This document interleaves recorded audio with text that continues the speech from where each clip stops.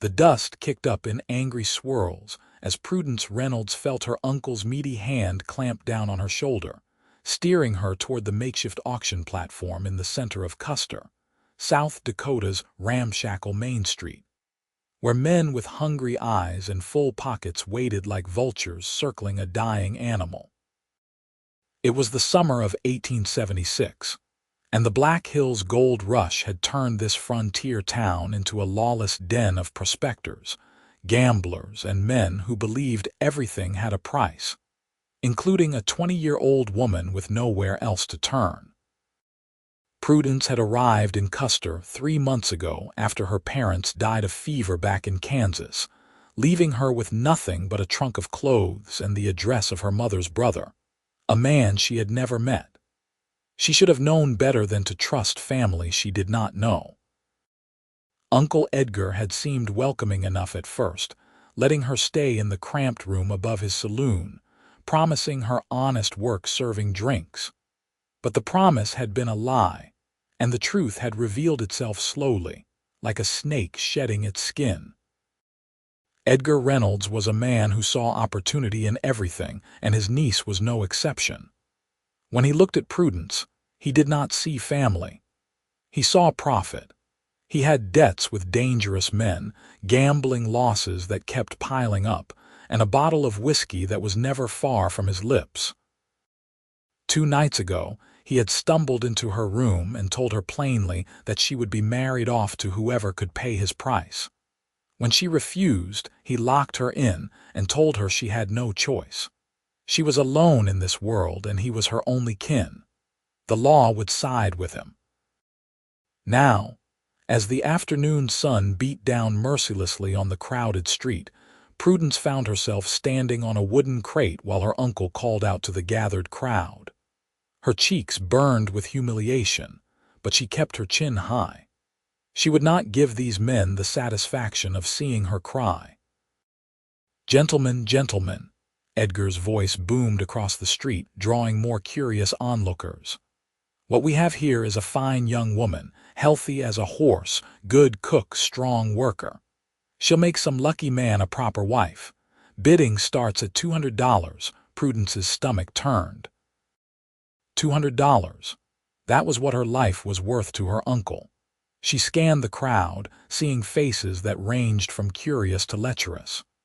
There was old man Hutchins, who had to be 60 if he was a day, stroking his tobacco-stained beard thoughtfully. There was Marcus Webb, the mine owner whose first wife had died under mysterious circumstances.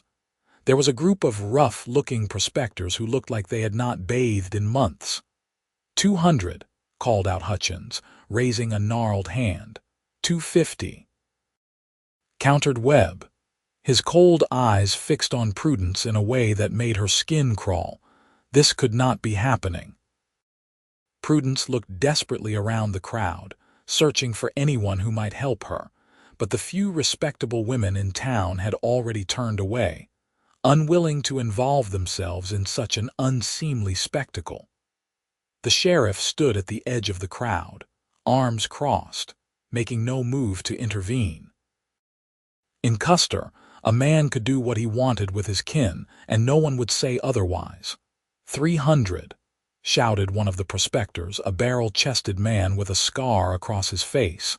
Edgar grinned, revealing yellowed teeth. "Now we are talking. $300, do I hear 350? Prudence felt tears threatening to spill, but she blinked them back furiously. She would not break, not here, not in front of these people. Her hands trembled at her sides, hidden in the folds of her calico dress. She thought about running, but where would she go? Edgar would find her. Or worse, someone else would. 350, Webb called out, his voice sharp and confident. The crowd murmured with interest. Marcus Webb was one of the wealthiest men in Custer, and if he wanted something, he usually got it. Prudence felt her hope draining away like water through cupped hands. Then a voice cut through the crowd, deep and steady and absolutely certain. She's spoken for. Every head turned toward the source of the voice. Prudence's eyes found him immediately. He was tall, well over 6 feet, with broad shoulders that filled out his worn work shirt. His hat was pushed back, revealing dark hair and a face that was all hard angles and quiet strength. He could not have been more than 25, with eyes the color of storm clouds and a jaw set with determination. A pistol hung at his hip, the leather holster well worn but cared for. Edgar's face darkened. "The hell you say? Who are you?" The stranger stepped forward, the crowd parting for him like water around a stone. "Name's Parker Prescott, and I said she's spoken for. She's my intended." Prudence stared at him in shock. She had never seen this man before in her life. But something in his eyes, something steady and sure, made her stay silent. Edgar's face turned purple with rage. "That's a damn lie. She's my niece, and I'll do with her as I please. She ain't got no intended." Parker reached the platform and looked up at Prudence for the first time directly. His eyes met hers, and she saw something there that took her breath away. Not pity, not lust, but something like recognition, as if he saw her as a person, not property. He gave her the smallest nod, so subtle that only she caught it, and somehow she understood. "Trust me." "Ask her yourself," Parker said, his voice carrying across the now silent street. "Miss Reynolds, will you tell your uncle the truth?" Prudence's heart pounded so hard she thought it might break through her ribs. This was her chance, perhaps her only chance. She looked at this stranger who had stepped forward when no one else would, and she made her choice. "It's true," she said, her voice stronger than she felt. "Parker and I have an understanding. We were planning to wed next month." Edgar sputtered, his face going from purple to red. "You little liar. You never mentioned." "Because I knew you would try to stop me," Prudence interrupted, surprising herself with her boldness. "I knew you would try to sell me off to pay your debts." The crowd murmured at that. Even in Custer, there were limits to what was considered acceptable, and selling off your own kin to pay gambling debts was pushing those limits. Marcus Webb stepped forward, his eyes narrowed with suspicion. "I've lived in Custer for 2 years and never seen this man." "How long have you been in town, Prescott?" Parker did not flinch under Webb's scrutiny. "Got in 3 days ago. Been working at the Morrison Ranch outside town. Miss Reynolds and I corresponded for the better part of a year before I came out here." It was a good lie, Prudence thought. Plausible. Letters could explain why no one had seen them together. Edgar was not convinced. "You got any proof of this so-called understanding?" "Do I need proof to claim what's mine?" Parker's voice had gone cold, his hand resting casually near his pistol. "Or are you saying I'm a liar?" The crowd went very still. In the West, calling a man a liar was grounds for a gunfight, and everyone could see that Parker Prescott was not a man to make idle threats. Edgar might have been cruel and greedy, but he was also a coward. Prudence saw the calculation in his eyes, weighing the money he could make against the possibility of facing Parker's gun. "I want compensation," Edgar said finally, his voice tight. "I took her in, fed her, gave her a roof. That's worth something." "How much?" Parker asked flatly. $500. The crowd gasped. That was an outrageous sum, more than most men made in half a year. Parker's jaw tightened, but he nodded. "Fine, 500, but I need a week to get the money together." Edgar's eyes gleamed with greed, but also suspicion. "How do I know you'll pay?" "How do I know you two won't just run off?" "Because I'm a man of my word," Parker said. "I'll bring the money to the land office in 1 week, witnessed by the clerk and the sheriff. We'll draw up proper papers. Until then, Miss Reynolds comes with me." "You'll get your money, Reynolds, but this ends now." Sheriff Coleman finally stepped forward, stroking his mustache thoughtfully. He was a practical man who preferred to avoid violence when possible. "Seems like a fair arrangement to me. If Prescott gives his word in front of witnesses, that's good enough. Besides, Edgar, you got no legal right to sell the girl off like livestock. This way you come out ahead." Edgar looked like he wanted to argue, but the sheriff's presence and the mood of the crowd made him reconsider. Many of the men had daughters or sisters of their own, and while they had been willing to watch the spectacle, Parker's intervention had reminded them of their own humanity. Webb looked disappointed but stepped back. The prospectors dispersed, muttering among themselves. "1 week," Edgar growled, pointing a thick finger at Parker. "You don't pay up, I'll have the law on you for breach of contract." "You'll have your money," Parker said. He turned and extended his hand up to Prudence. "Come on down from there." Prudence took his hand, feeling the rough calluses of hard work, the strength in his grip. He helped her down from the crate with surprising gentleness. Up close, she could see the faint lines around his eyes from squinting in the sun, the day's worth of stubble on his jaw, the way his hair curled slightly at his collar. He smelled like leather and sage and something else she could not quite name. "Thank you," she whispered, so quietly that only he could hear. His eyes met hers again, and the corner of his mouth lifted in the ghost of a smile. "Let's get you out of here." They walked through the crowd together, Parker's hand still holding hers, leading her away from her uncle and the leering faces and the nightmare that her life had become. Prudence's mind raced with questions. Who was this man? Why had he helped her? And how was he possibly going to come up with $500 in a week? Parker's horse was tied up outside the general store, a sturdy roan gelding with intelligent eyes. Parker untied the reins and turned to Prudence. "Can you ride?" "Yes," she said. "But where are we going?" "The Morrison Ranch. It's about 5 miles outside town. I really do work there, that part wasn't a lie. The foreman's wife is a good woman. She'll let you stay in the house until we figure things out." "Figure things out," Prudence repeated, reality starting to crash over her. "You told my uncle we were getting married. You told him you would pay him $500. Do you even have that kind of money?" Parker swung up into the saddle and then reached down for her.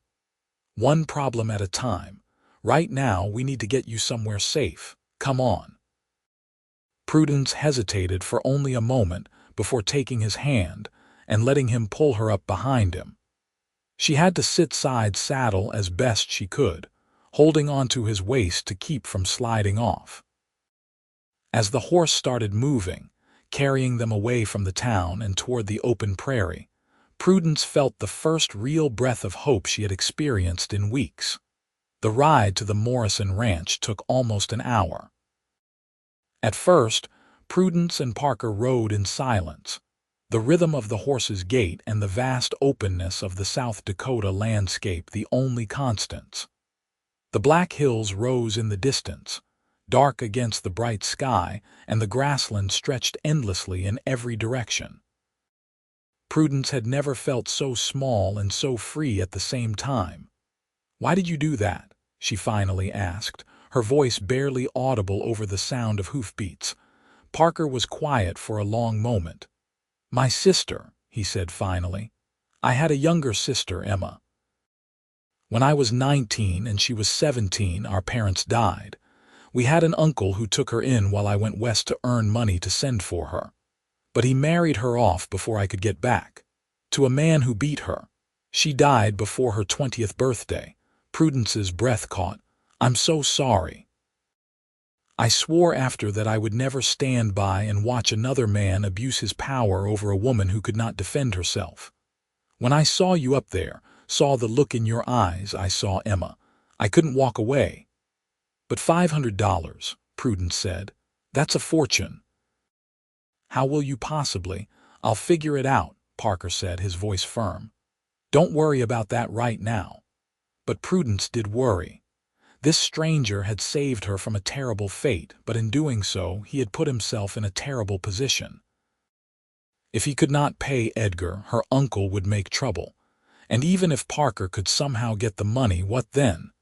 They had told everyone they were engaged, but that had been a lie to save her.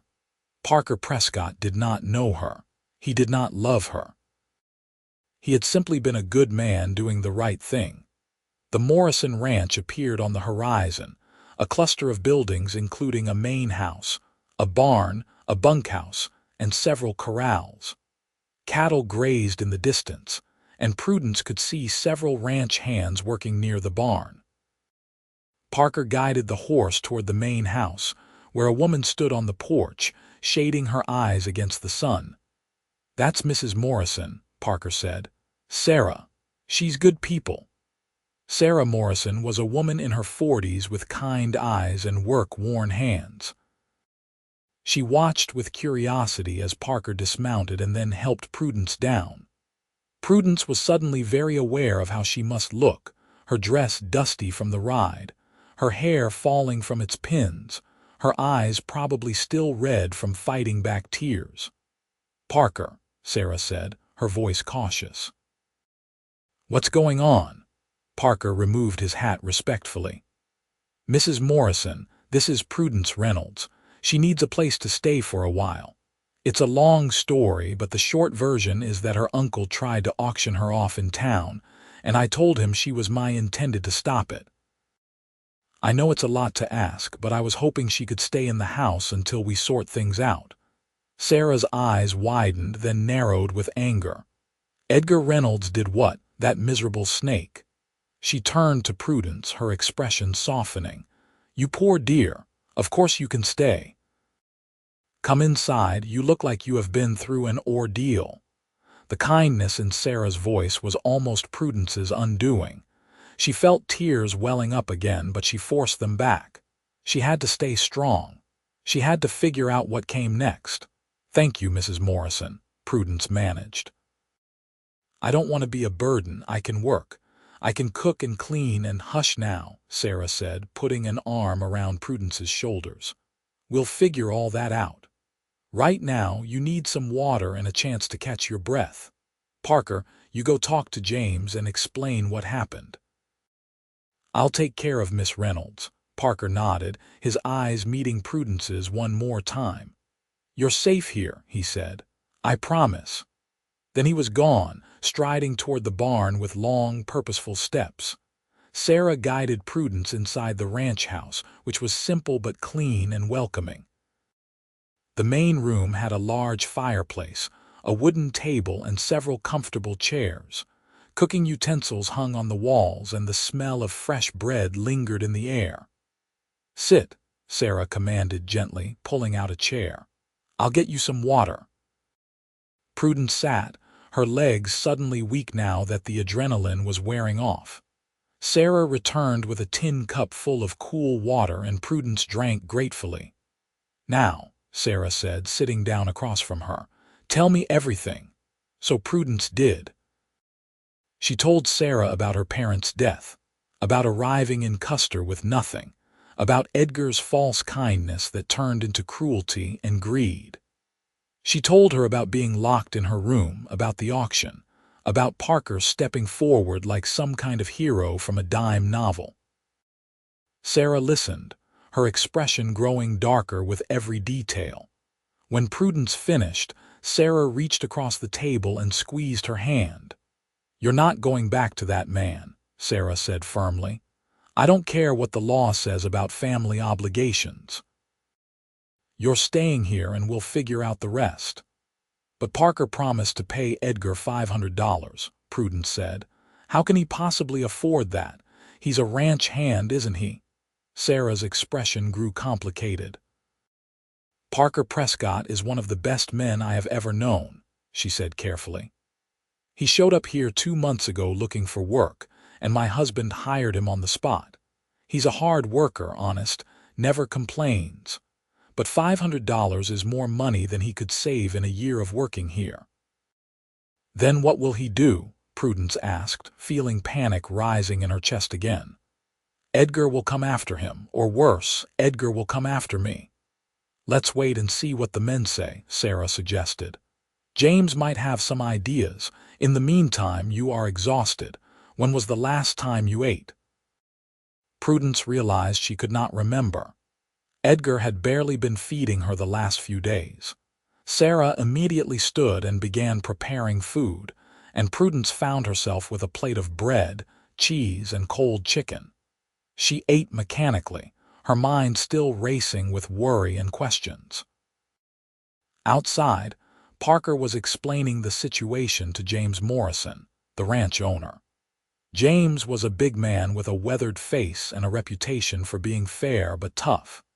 He listened to Parker's story without interrupting, occasionally nodding or stroking his beard.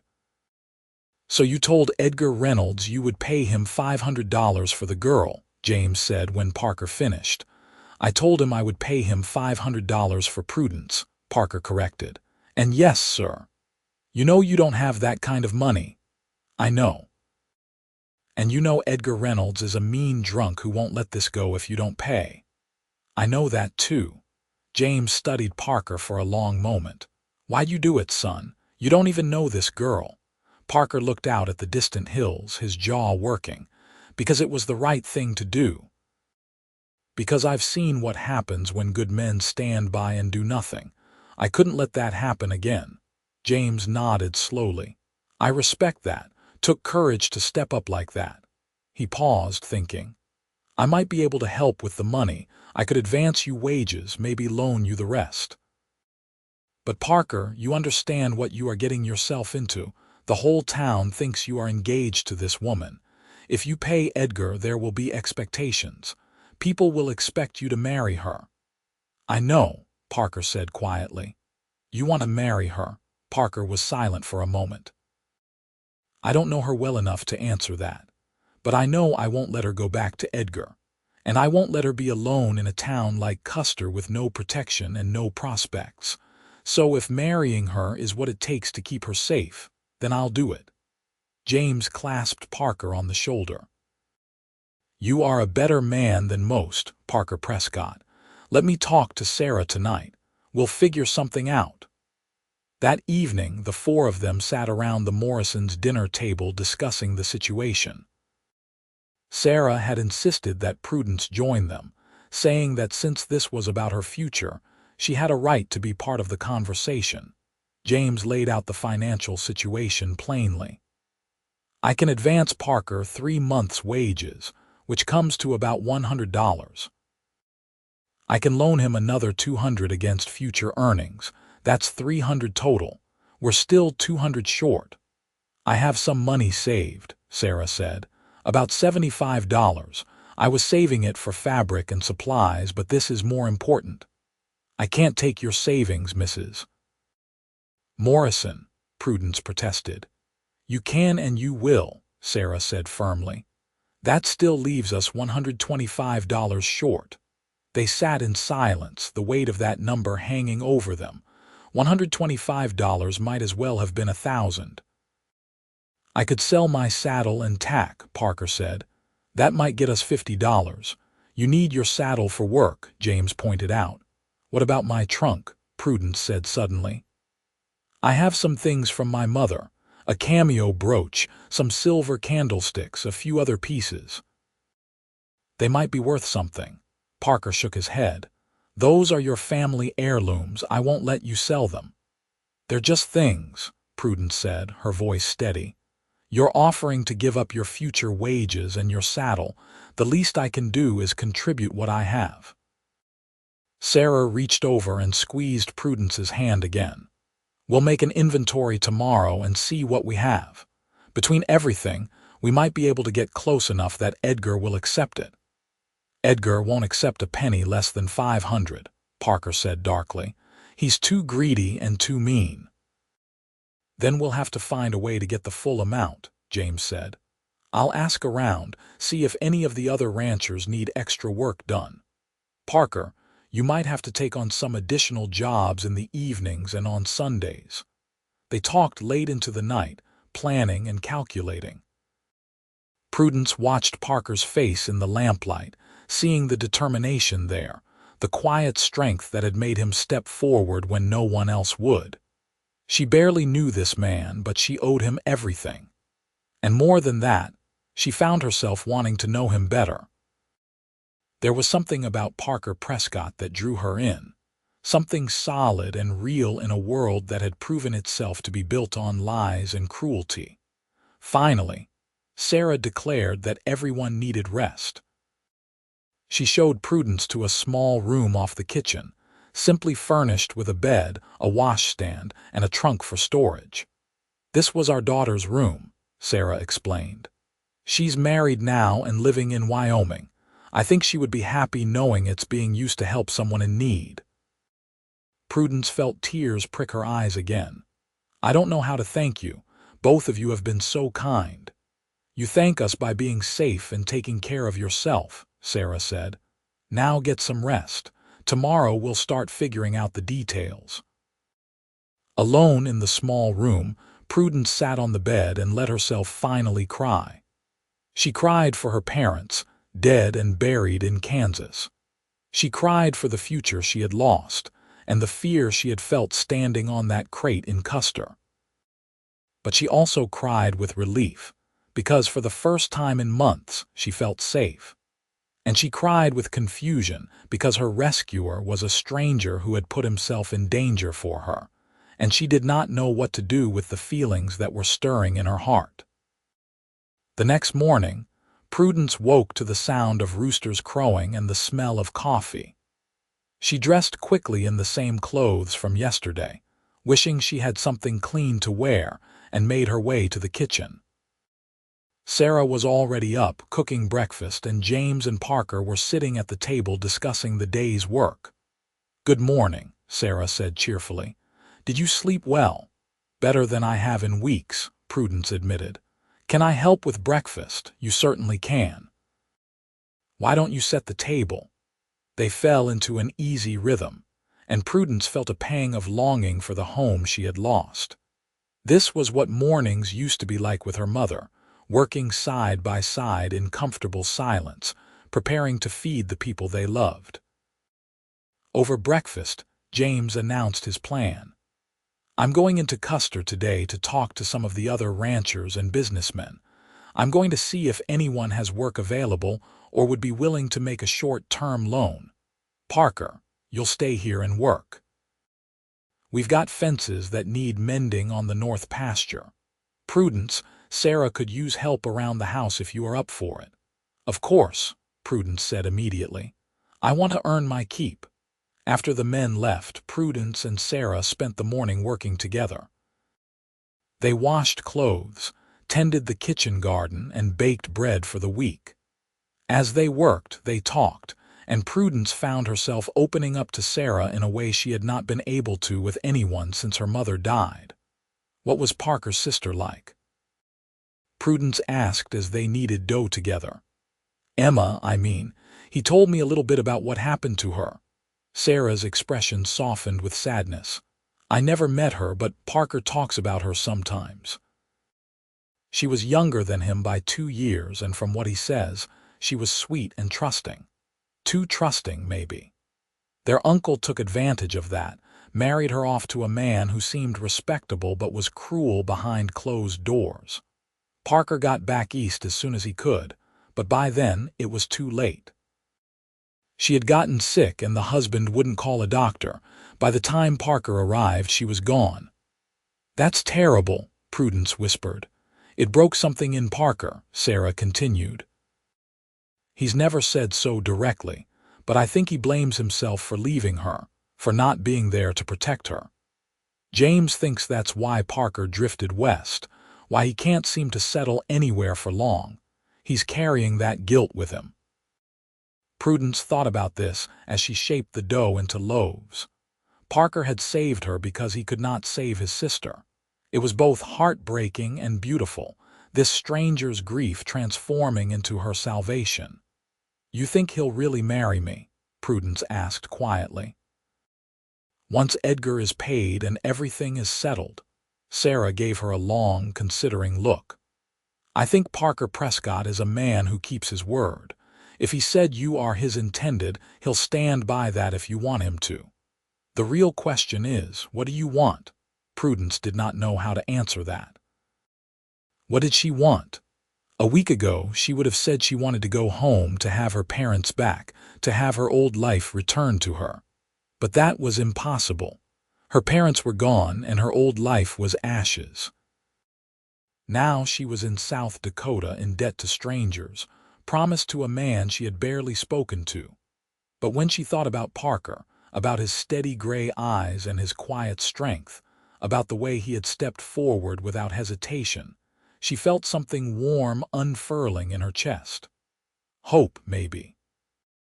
Or the beginning of something more. "I don't know," Prudence admitted.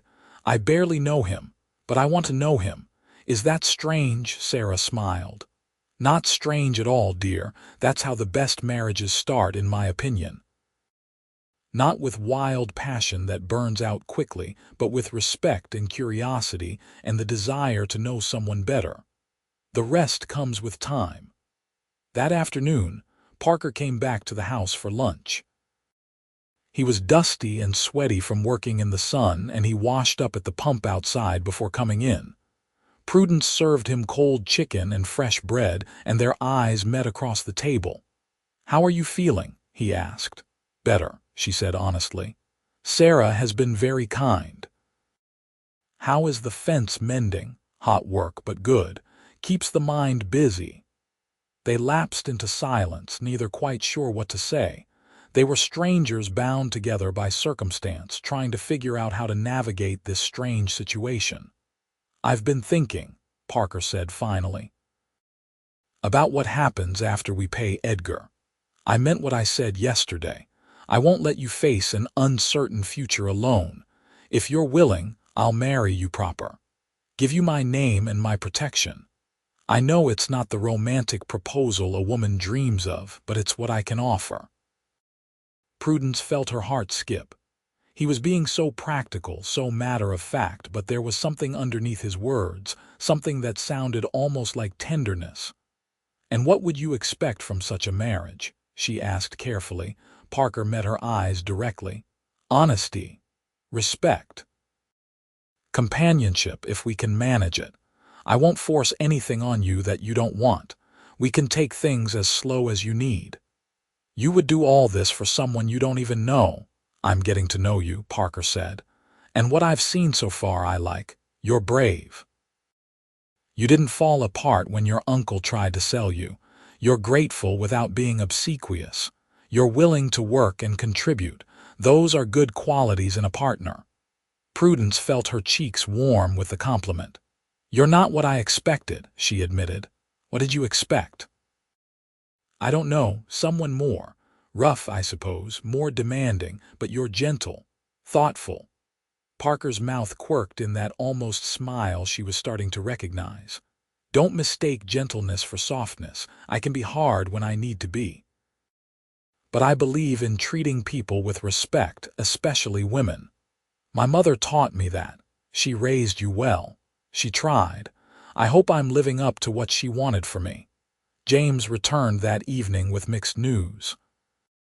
He had managed to secure some additional work for Parker with 2 other ranchers, which would bring in another $50 over the next 2 weeks. He had also found a buyer for some of Prudence's heirlooms, a jeweler in Deadwood who dealt in estate items. The man was willing to come to the ranch to assess the pieces. "That's still going to leave us short," James said, running his hand through his hair in frustration. "Even with everything combined, we're looking at maybe $450. We need another 50 at least." Parker's jaw tightened, but he nodded. "We'll find it. We have to." Over the next week, Prudence watched Parker work himself nearly to exhaustion. He was up before dawn, working on the Morrison Ranch until mid-afternoon, then riding to neighboring ranches to do additional work until dark. He came home exhausted, ate whatever Sarah had saved for him, and collapsed into his bunk. Prudence barely saw him, but she felt his presence in everything, in the way the Morrisons spoke of him with respect and affection, in the determination that drove him to keep going even when he must have been dead on his feet. The jeweler came and assessed Prudence's things.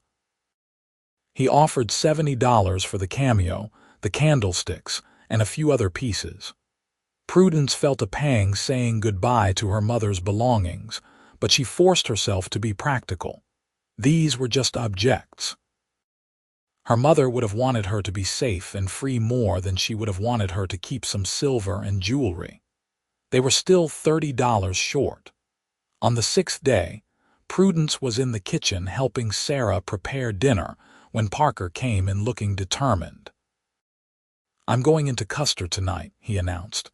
"There's a poker game at the Gold Strike Saloon, high stakes. I'm going to play." "Parker, no," James said immediately. "You're not a gambler. You'll lose what little money we have." "I used to play back east," Parker said. "I'm good at it. I can raid people, know when to fold and when to press. It's a risk, but it's the only way I can think of to make up the difference in time." "It's too dangerous," Prudence said, her voice sharp with worry.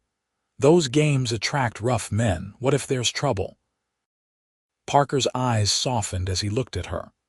"I'll be careful, but we're out of options, Prudence. Tomorrow is the deadline. Either I come up with the money or Edgar comes looking for it, and if he doesn't get his money, he'll come looking for you." The truth of his words hung in the air. Prudence wanted to argue, wanted to forbid him from going, but she had no right to do that. And more than that, she knew he was right. They were out of time and out of options. "I'm coming with you," she said suddenly. Everyone turned to stare at her. "Absolutely not," Parker said firmly. "Yes," Prudence insisted. "If this is happening because of me, I should be there. And besides, you said you can read people. Well, I can too. My father used to play cards, and he taught me how to watch for tells. 2 sets of eyes are better than 1. Parker started to protest, but Sarah interrupted. "She has a point. And honestly, Parker, if you show up at a high-stakes game alone, some of those men might be suspicious. But if you show up with your intended, it makes you look more legitimate. Like you're a man with a future and a reason to win, not a desperate gambler." James looked uncertain but finally nodded. "Sarah's right. It might actually help, but both of you need to be careful. The Gold Strike isn't a safe place, especially at night." So that evening, after darkness fell, Parker and Prudence rode into Custer together. Prudence had changed into her best dress, a dark blue calico that had belonged to her mother. Sarah had helped her pin up her hair properly, and she looked every inch the respectable young woman, not the desperate girl who had been auctioned off a week ago. The ride into town was tense. Parker had scrounged together $40 from his share of the money they had collected, plus another $10 that James had insisted on lending him. $50 to try to win 30 more. It was a dangerous gamble, and they both knew it. "If things go bad," Parker said as they approached the town, "you get out of there, you hear me? You take the horse and you ride straight back to the ranch." "I'm not leaving you," Prudence said stubbornly. "Prudence, I mean it, Parker. You're doing this for me. I'm not abandoning you if things get difficult." He looked at her for a long moment, and even in the darkness, she could see something like admiration in his eyes. "You're stubborn. You have no idea." Despite the tension, Parker almost smiled. The Gold Strike Saloon was loud and crowded when they arrived. Piano music competed with rough laughter and the clink of glasses. The air was thick with tobacco smoke and the smell of whiskey. Prudence stayed close to Parker as they made their way through the crowd. Men turned to stare at her, some with curiosity, some with recognition. Word of the auction had spread, and people were whispering. Parker found the poker game in a back room. 5 men sat around a table, and Prudence recognized 2 of them. Marcus Webb was there, his cold eyes narrowing when he saw them, and Edgar Reynolds sat across from him, already drunk if the empty bottles were any indication. "Well, well," Edgar slurred. "Come to pay up a day early, Prescott?" "Come to earn the last of what I owe you," Parker said evenly. "This game open depends," said a man Prudence did not recognize, a lean fellow with a scar running down his cheek. "You got money to play with." Parker pulled out the $50 and laid it on the table. "That enough for a seat?" The scarred man nodded. "That'll do. Name's Colt Jarrett." Those are the rules on the board. We play honest here, but we play hard. You cheat, you leave in a box." "Fair enough," Parker said. He pulled out a chair and sat down, and Prudence took a position standing slightly behind him where she could see the table and the other players. The game began. They were playing 5-card draw, and the stakes started small but quickly escalated. Prudence watched the other players carefully, looking for the tells her father had taught her about. Webb played aggressively, betting high to intimidate the others. Edgar played sloppily, too drunk to strategize effectively. Jarrett was careful and calculating, folding more often than he stayed in. The other 2 players were harder to read, but Prudence noted their patterns, the way one man touched his collar when he was bluffing, the way another tapped his finger twice when he had a good hand. Parker played conservatively at first, feeling out the table, learning the rhythms. He folded several hands, losing small amounts but never taking big risks. Prudence could see his strategy. He was waiting for the right moment, building up the pot for when he had a strong hand. That moment came about an hour in. Parker was dealt 3 queens, and Prudence could see it in his face, though she doubted anyone else could.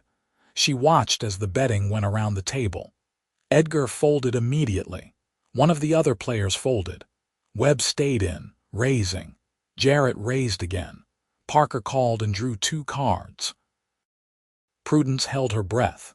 If he drew another queen or even a pair to make a full house, he could win big. But if he drew nothing, he would be stuck betting on 3 of a kind against potentially stronger hands. Parker looked at his new cards, his face impassive. The betting continued. Webb raised aggressively. Jarrett matched him. Parker called and raised. Prudence's heart pounded. He had something good. She could feel it. The betting escalated. Webb raised again, and Jarrett finally folded, throwing his cards down in disgust. It was just Webb and Parker now, the pot growing larger with each round. Finally, Webb called. "Let's see what you got, Cowboy." Parker laid down his cards. 4 queens. He had drawn the 4th queen. Webb's face darkened as he threw down his cards. 2 pair aces and jacks. Strong, but not strong enough. Parker raked in the pot, and Prudence saw that he had more than doubled his money. He now had over $100 in front of him. "Lucky draw," Webb said coldly. "Luck had nothing to do with it," Parker replied calmly. "I played the odds." The game continued. Edgar dropped out after losing his last few dollars, stumbling away from the table muttering curses. Prudence was glad to see him go. One of the other players also bowed out, leaving just Parker, Webb, Jarrett, and one other man. Parker won another hand, smaller this time, but it brought his total up to $130. He was close. So close. But then his luck turned. He lost a hand to Jarrett, losing $20, then another hand to Webb, losing 15 more. Prudence felt panic rising. They needed at least $30 more to meet Edgar's price. Parker was down to $95. She watched the next hand carefully. Parker was dealt a pair of kings, not the best starting hand, but decent. The betting was aggressive, and Parker stayed in. He drew 3 cards. Prudence watched his face and saw the smallest flicker of satisfaction. He had drawn something good. The betting escalated quickly. Webb raised. Jarrett raised. The 4th player folded. Parker called and raised again, pushing $25 into the pot. Webb studied Parker for a long moment, then matched the bet and raised another 20. Jarrett folded. It was just Parker and Webb again. Parker met the raise and pushed in another $10. "I call." Webb laid down his cards with a triumphant smile. Full house, 8s over 5s. Prudence's heart sank, but Parker's expression did not change. He laid down his cards slowly, deliberately. Full house, kings over 2s, the higher full house. Parker won. Webb's face went purple with rage. "You son of a..." "Careful," Parker said quietly, his hand moving toward his pistol. I won fair and square. The cards speak for themselves. Jarrett nodded in agreement. He's right, Webb. That was a clean game.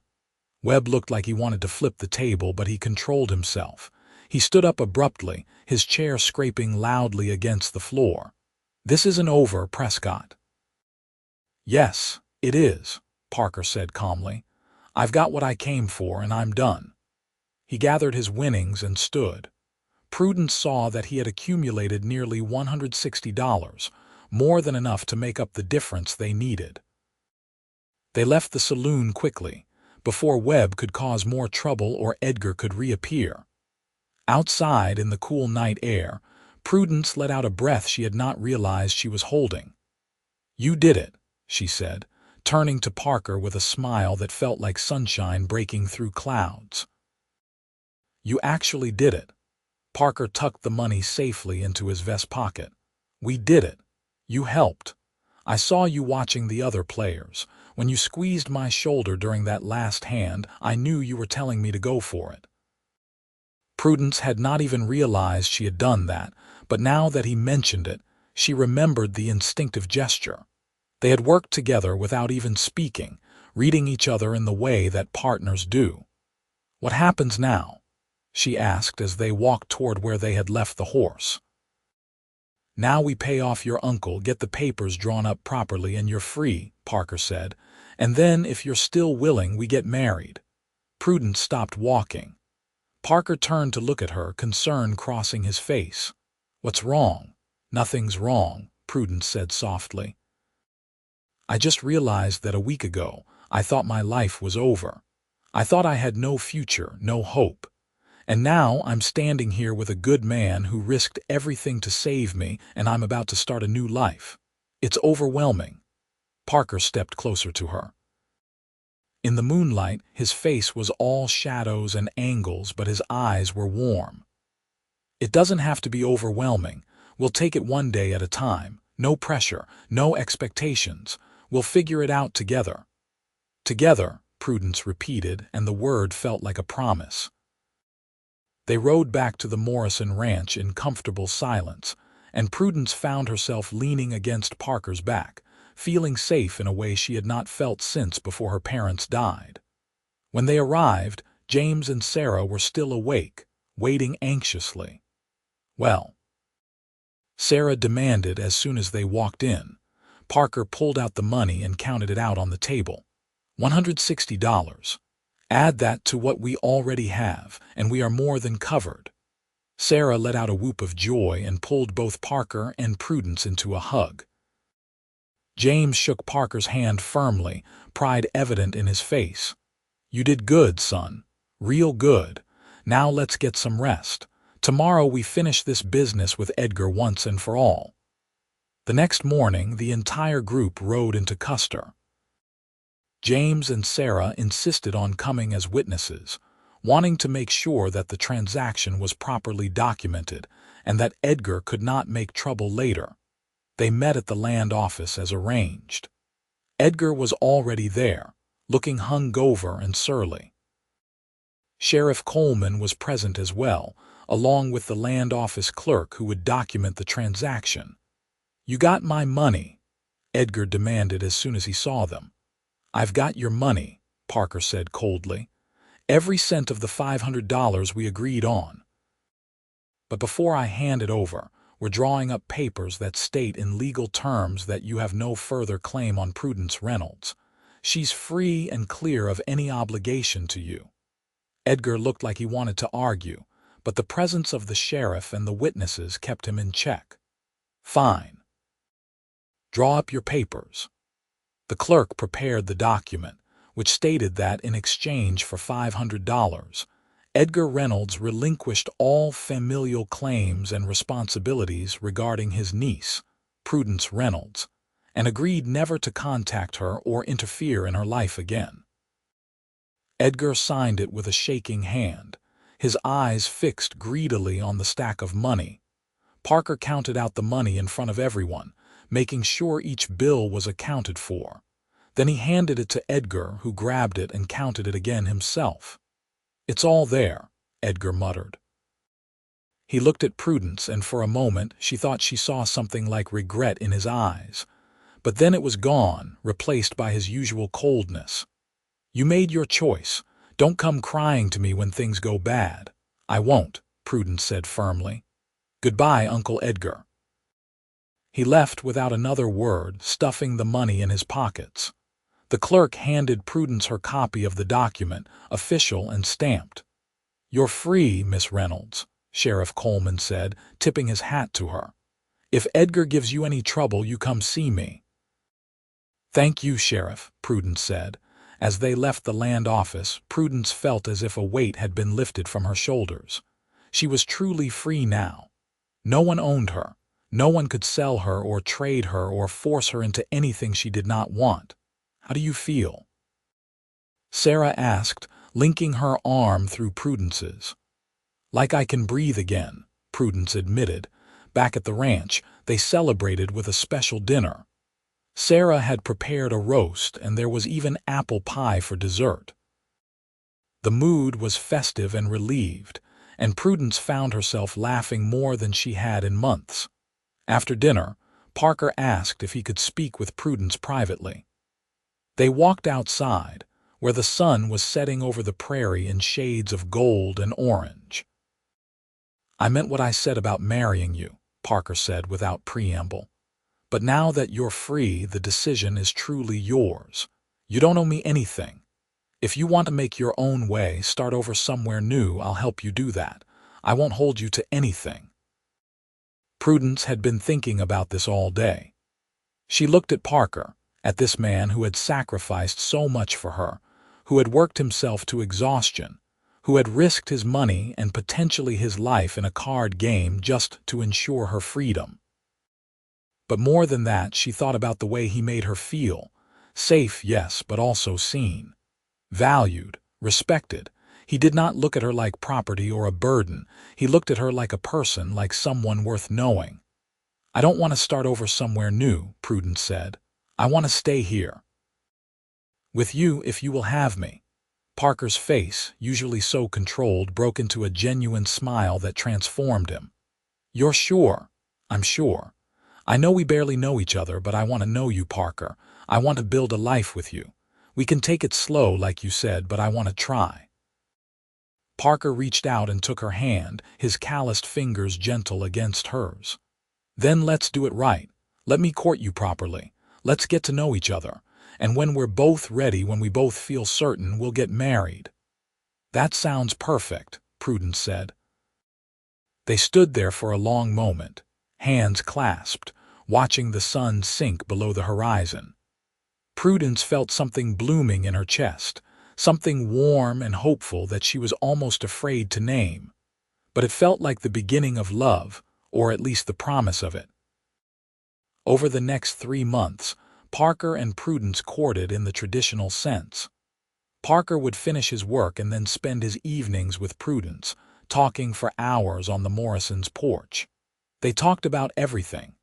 Their childhoods, their dreams, their fears, their hopes for the future. Parker told her about growing up in Pennsylvania, about learning to ride and shoot from his father, about the guilt he carried over Emma's death. Prudence told him about her parents, about her mother's gentleness and her father's humor, about the life she had lost and the life she was building. They discovered they had much in common. Both loved reading, though books were scarce on the frontier. Both appreciated hard work and honesty. Both valued family, or at least the idea of it. They also discovered their differences. Parker was quiet where Prudence was talkative. Prudence was impulsive where Parker was careful. But somehow, their differences complemented each other rather than causing conflict. Sarah and James watched their courtship with approval, and the other ranch hands began treating Prudence as Parker's intended in truth, not just in the story they had told to save her. On Sundays, when there was no work, Parker would take Prudence on rides through the prairie and into the Black Hills. They would pack a lunch and spend the day exploring, and Prudence fell in love with the raw, wild beauty of South Dakota. The endless sky, the rolling grasslands, the dark mystery of the hills themselves. This land was so different from Kansas, so much bigger and wilder, and Prudence found that she loved it. During one of these rides, about 2 months into their courtship, they stopped by a creek to water the horses. They sat on the bank, eating the sandwiches Sarah had packed and watching the water flow past. "I've been thinking," Parker said, his tone careful. "If we're going to get married, we should talk about what kind of life we want, what our future looks like." "All right," Prudence said. "What do you want?" Parker was quiet for a moment, gathering his thoughts. "I want land of our own. Not a huge spread, just enough for some cattle and horses. A house we build ourselves. Maybe some chickens, a good garden. Kids if we're blessed with them. A simple life, but an honest one." "What about you?" Prudence thought about the life she had imagined for herself before her parents died. She had thought she would marry a shopkeeper or a clerk, live in a town, have a neat little house with a white picket fence. But that dream had belonged to a different Prudence, a girl who had not yet learned how cruel the world could be or how precious true kindness was. "I want what you just described," she said honestly. "I want a home that's ours. I want to work beside you, build something together. I want children too, if we're fortunate. And I want to know that at the end of each day, I'm with someone who respects me and values me. That's all I need." Parker reached over and took her hand. "I can give you that. It won't be easy. Starting a ranch takes years of hard work. But I promise you, Prudence, I'll work every day to make you happy." "I know you will," Prudence said, "and I'll do the same for you." They sat there by the creek, hands clasped, and Prudence realized that what she had been feeling for weeks now was not just gratitude or affection. It was love. She was in love with Parker Prescott, with his quiet strength and his gentle heart and his unwavering integrity. She was in love with the way he looked at her, like she was the most important person in the world. She was in love with the life they were planning together. "Parker," she said softly. "I love you." He turned to her, his gray eyes wide with surprise and something that looked like wonder. "You do?" "I do. I know it's fast, and I know we're still getting to know each other, but I'm certain of this. I love you." Parker cupped her face in his hands, his touch reverent. "I love you too, Prudence. I think I started falling for you that first day, when you stood on that crate with your chin up, refusing to let them break you. You're the strongest, bravest woman I've ever known." He kissed her then, soft and sweet, and Prudence felt like her heart might burst with happiness. This was what she had been missing, what she had been searching for without even knowing it. Not just safety or security, but partnership. Love. Home. They were married in September of 1876, in a simple ceremony at the Morrison Ranch. Sarah made Prudence a dress from cream-colored cotton, and Prudence wore wildflowers in her hair. James stood up with Parker, and Sarah stood with Prudence. A circuit preacher happened to be passing through, and he performed the ceremony under the vast Dakota sky. When Parker said, "I do," his voice was steady and sure. When Prudence said the same, she meant it with every fiber of her being. They were married, husband and wife, partners for life. The Morrisons gave them a week off as a wedding present, and Parker and Prudence spent it in a small cabin on the far edge of the Morrison property. It was rustic and simple, but it felt like paradise. They spent those days learning each other in new ways, building the foundation of their marriage with honesty and tenderness and growing passion. When they returned to the main ranch, Parker announced his plan. He had been saving every penny he could for months, even before he met Prudence. Combined with some money from the sale of a horse he had trained, he had enough to file a homestead claim. 160 acres of land would be theirs if they could prove it up, living on it and improving it for 5 years. James helped them find the perfect spot, about 10 miles from the Morrison Ranch.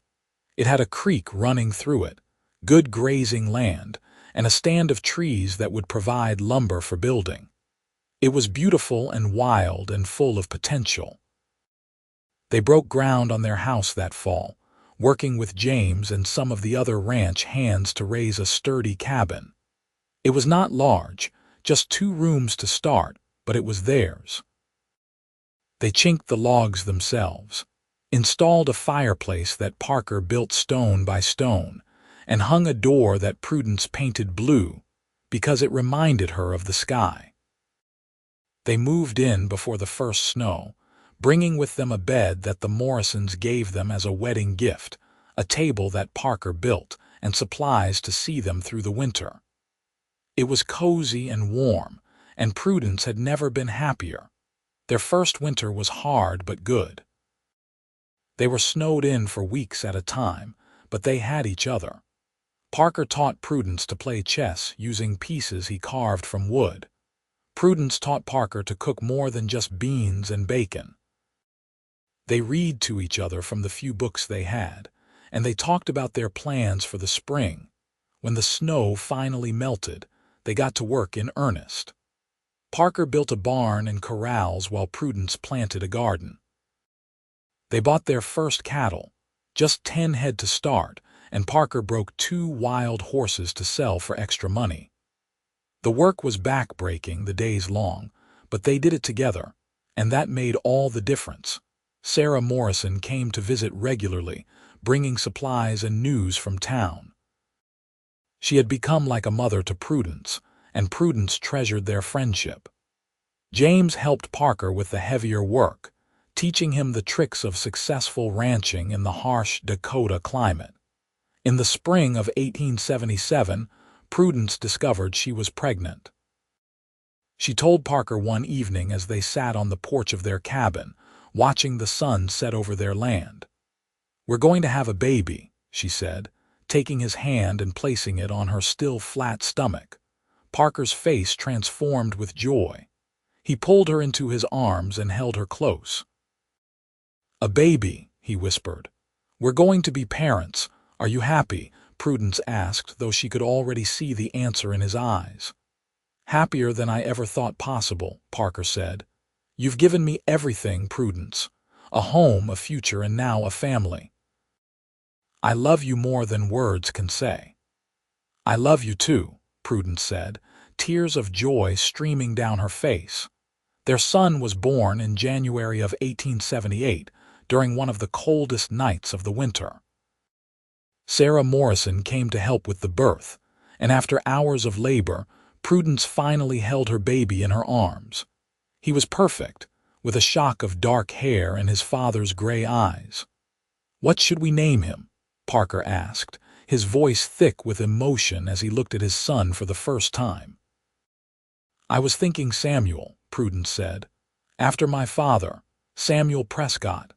"Samuel Prescott," Parker repeated, testing the name. "It's perfect."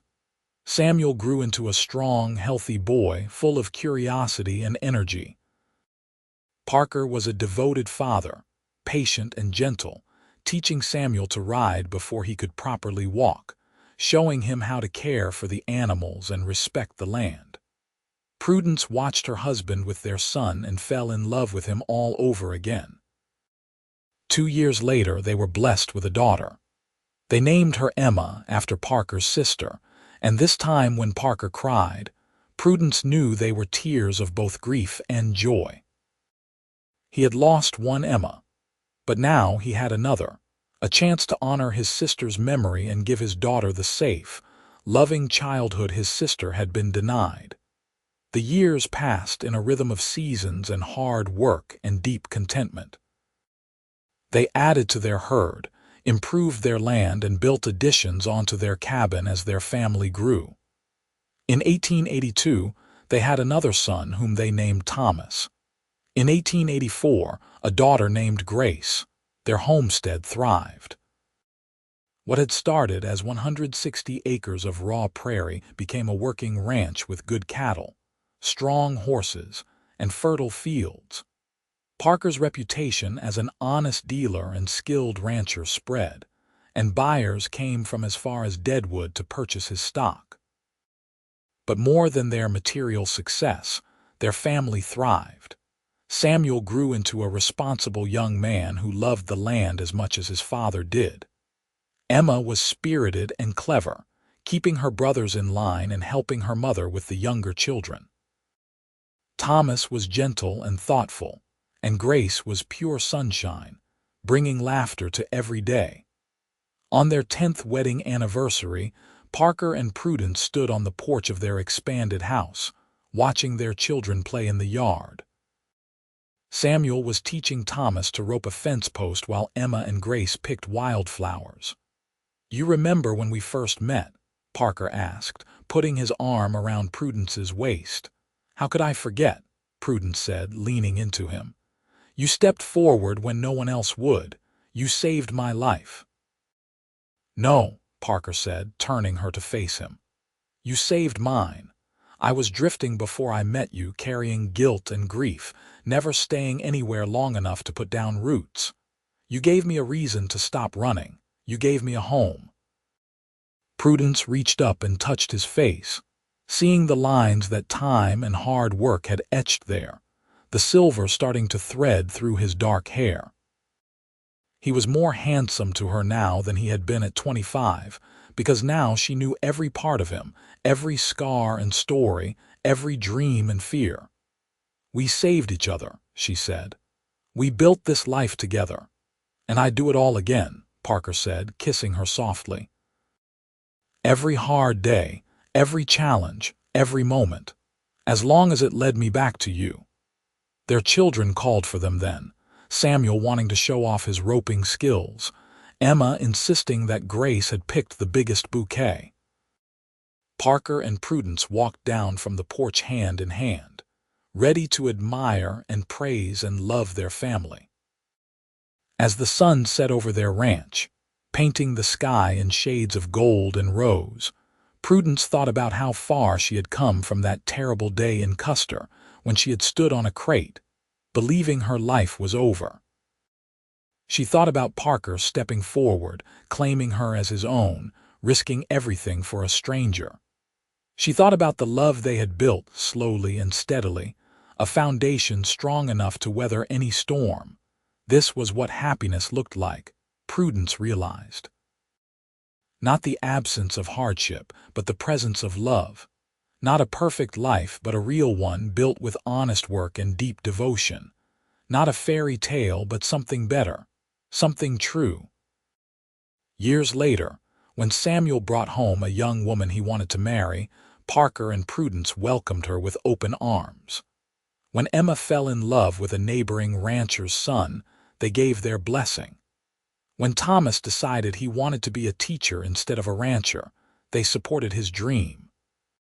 When Grace grew into a beautiful young woman with a gift for healing and talked about becoming a nurse, they encouraged her.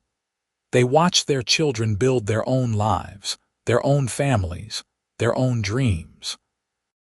And through it all, Parker and Prudence remained each other's constant, each other's home. On their 30th wedding anniversary, surrounded by children and grandchildren, Parker raised a glass in toast.